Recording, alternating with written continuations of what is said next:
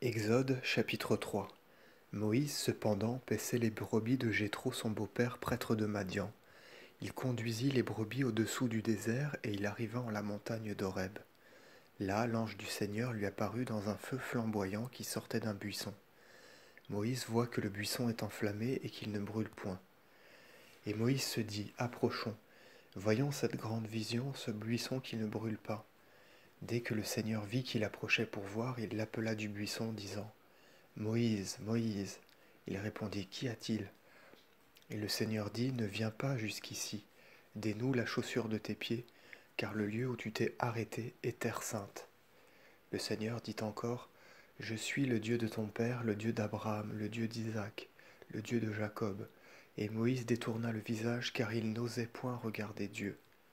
Le Seigneur dit ensuite à Moïse, J'ai vu l'oppression de mon peuple en Égypte. J'ai entendu leurs cris au sujet des intendants des travaux.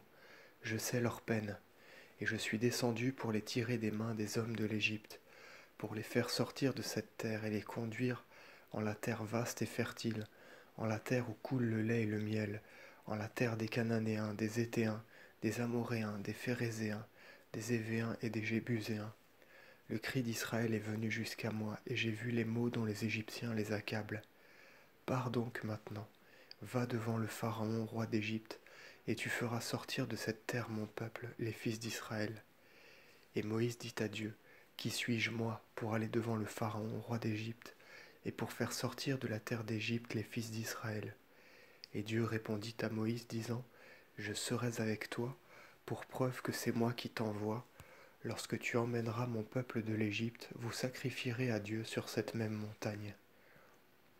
Et Moïse dit à Dieu, Ainsi donc j'irai vers les fils d'Israël, et je leur dirai, Le Dieu de vos pères m'a envoyé près de vous.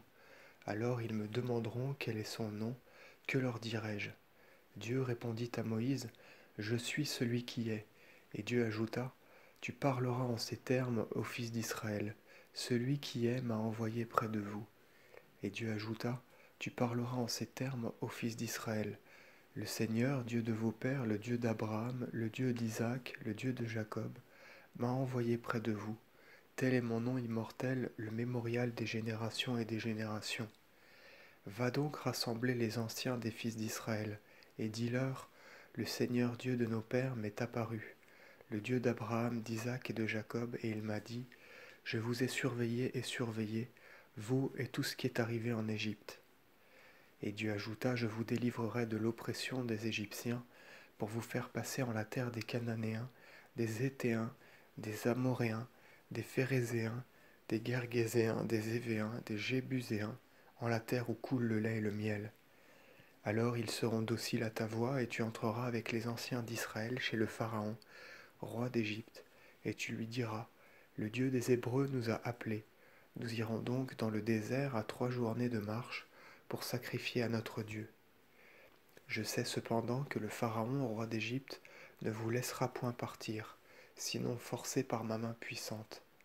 Alors, étendant mon bras, je frapperai les Égyptiens par toutes sortes de prodiges opérés sur eux, et après cela le roi vous laissera partir. Et je ferai trouver grâce à ce peuple devant les Égyptiens, car lorsque vous fuirez, vous ne partirez point à vide. Toute femme demandera à sa voisine et à son hôtesse des vases d'or et d'argent et des vêtements. Vous en chargerez vos fils et vos filles, dépouillez ainsi les Égyptiens.